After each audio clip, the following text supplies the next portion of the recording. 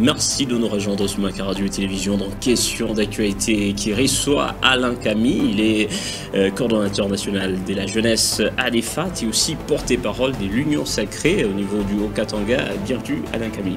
Je vous en prie, merci. Salutations aux aimables téléspectateurs de Malaika Télévision. Merci à vous de répondre à notre invitation. L'actualité RDC reste dominée par la tension entre Kinshasa et Kigali, qui est émaillée par des récentes attaques des 1-23 dans l'est de la République démocratique du Congo. Et toute une série de mesures venaient d'être prises par le gouvernement congolais. Il y a vraiment une pléthore de mesures, entre autres la suspension des protocoles d'accord, accords et conventions conclus avec le Rwanda. Comment vous avez trouvé l'ensemble des mesures prises jusqu'à-là par le gouvernement congolais? De prime abord, je tiens à féliciter et à encourager le président de la République, qui est le potentiel absolu du développement de la République démocratique du Congo, et qui est également un cocktail inouï des saveurs politiques, diplomatiques, actuellement dans notre République. Je salue également nos vaillants militaires. Nous les encourageons, nous apportons un soutien inconditionnel à leur bravoure, inouïe également, parce qu'ils ont mis l'ennemi en deux routes. Je salue et félicite également le peuple congolais qui fait preuve du patriotisme jamais connu, qui s'est formé en un bloc malgré nos divergences culturelles, nos divergences linguistiques, nos divergences culinaires qui font la force d'un Congo géant. Et nous disons que nous aurons une victoire singulière et glorieuse face à cette attaque injuste qui nous est imposée. Et victoire par rapport soutien au FRDC, les FRDC qui sont dans les combats face aux rebelles terroristes 1-23 dans l'est du pays. Et la RDC a besoin de quoi pour ramener la paix dans cette partie? La RDC a besoin d'une armée qui a finalement pris conscience qu'elle ne peut pas céder aux petites intimidations des criminels. D'ailleurs, nous compatissons par rapport à cette tragédie qui se passe dans la partie orientale. Nous soutenons et saluons les décisions prises par le gouvernement pour rompre tous les accords avec le Rwanda, qui s'est longtemps joué du Congo géant, du Congo qui a une grande superficie et une grande population par rapport à ces petits Rwandais. Et la rupture ou encore la suspension des accords, protocoles d'accords et conventions, ça a des conséquences, ça a plus des conséquences sur le Rwanda? Naturellement, on nous a présenté un petit Rwanda qui pouvait produire, raffiner de l'or, produire le coltan et même le cobalt, alors qu'ils n'en ont pas. Je comprends que c'est une petite guerre économique et politique qu'on nous impose. Heureusement, nous avons un gouvernement qui sait y faire face sans légèreté. Un président sans tergiverser a dit cette fois-ci, c'est soit une guerre totale ou une paix totale. Donc il n'y a que deux probabilités. Soit nous allons aller tous en guerre, même s'il faut que nous puissions aussi prendre les armes. Nous les prendrons pour défendre notre nation. Le peuple est dans une unité jamais connue. Le peuple se range derrière les FRDC. Le peuple se range derrière son premier citoyen Félix-Antoine Tshisekedi. Et je pense qu'il n'y a pas plus forte armée au monde que le peuple. Ça sera il y a des propositions, des propositions dans ce contexte des tensions entre Kinshasa et Kigali. Il y a ceux qui préconisent le dialogue, il y a d'autres qui préconisent d'autres moyens. Et vous vous situez où? Il est vrai que quand il y a guerre, on fait usage de trois plans.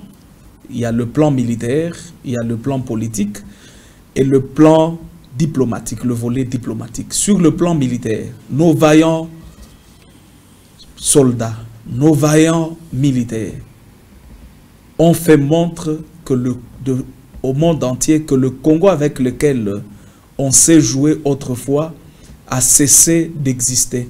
C'est un Congo puissant, un Congo en état de droit et un Congo où seule la loi, les institutions sont plus fortes que les hommes. Je pense... Sur l'option, le plan diplomatique sur que vous aviez évoqué, qu'est-ce qu'il faudra faire pendant ce temps? Le président Félix en fait usage. Il a fallu d'abord que nos vaillants militaires prouvent sur terrain qu'ils ne pouvaient pas céder aux petites attaques de ces petits rebelles. La victoire est nôtre. Et sur le plan diplomatique, vous aviez suivi plusieurs grandes puissances nous encourager à regarder dans cette direction. Le roi belge était au Congo. Il nous a demandé, nous, peuple congolais, de ne pas céder même un seul iota, même un seul centimètre du territoire national. Vous avez suivi l'ambassadeur russe qui demande au Rwanda de cesser son sale jeu. Vous aviez suivi l'Allemagne qui s'est aussi prononcée en nous appuyant. Vous avez suivi les Nations Unies qui nous appuient. Vous avez suivi même les États-Unis qui nous appuient. Je pense que l'isolement diplomatique dans lequel le Congo s'est retrouvé a cessé également d'exister sous Félix-Antoine Tshisekedi. Et voilà, au niveau de la communauté internationale, est-ce que la RDC, vu que ces agresseurs sont appuyés, est-ce que la RDC a aussi besoin des appuis extérieurs en termes des moyens et autres? Naturellement, nous avons des relations diplomatiques avec plusieurs nations au monde. Nous avons beaucoup de pays alliés à la République démocratique du Congo. Au nom de leurs intérêts, au nom de notre relation qui existe, si jamais ils nous amenaient une aide, nous ne pouvons que la prendre parce que on dit un tien vaut mieux que deux tu l'auras. Mais nous sommes juste au regret de voir l'opposition actuellement qui est dans une incapacité flagrante de se prononcer sur la guerre qui se passe à l'Est. Et on s'est dit, après, l'opposition est silencieuse dans sa majorité. Je dis, l'opposition est silencieuse dans sa majorité et j'ajoute, nous demandons que ce silence de l'opposition puisse ôter cette dernière de son pouvoir de parler sur la gestion de la gouvernance de la République démocratique du Congo. Et nous trouvons qu'il y a deux classes de politiciens en République démocratique du Congo. La première, les politiciens qui sont patriotiques et des politiciens qui sont là à rimer pour les étrangers.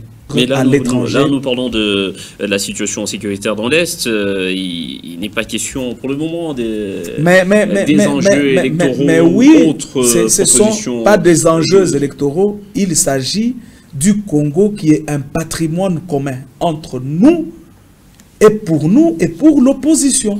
Nous devrions mettre nos égos, nous devrions mettre nos divergences à côté et se dire ici, il ne s'agit pas du règne Tshisekedi, il ne s'agit pas du règne de la défaite ou de l'UDPS, il s'agit de la nation.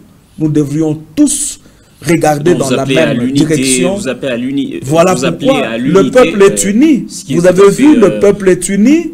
Vous avez vu le peuple de la partie orientale vouloir traverser même la barrière pour entrer au Rwanda. Comment vous avez trouvé cette action, cette attitude de la population congolaise? C'est une attitude jamais connue qui a fait montre du patriotisme uni, du zèle et dévouement pour la nation congolaise. Et nous encourageons cette attitude. Cette attitude, voilà. Quelle autre recommandation pour ramener la paix dans l'Est, la République démocratique du Congo? Je pense que la guerre a des effets collatéraux qui ne sont pas bons à voir, mais sur le plan militaire, nous avions fait voir de quoi nous sommes capables, mais des négociations allant dans le sens de faire un brassage entre le M23 et notre armée, nous n'en voulons pas parce que nous ne voulons plus que l'infiltration fasse surface dans la gestion de notre République. Et c'était votre recommandation, Alain Camille. C'était un honneur de vous avoir sur ce plateau de questions d'actualité. Je rappelle, vous êtes coordonnateur national de la jeunesse à l'EFAT et aussi porte-parole de l'Union sacrée au niveau du Haut-Katanga. C'est compte tenu du temps que nous sommes obligés d'arrêter par ici. Merci d'être passé. C'est moi qui vous remercie. Merci aux aimables téléspectateurs. Bravo, courage à nos vaillants militaires. Et voilà, un immense remerciement à vous tous qui nous aviez suivis. Par ici s'achève la question d'actualité de ce jour. Retrouvez un autre sujet demain dans un nouveau numéro. Au revoir.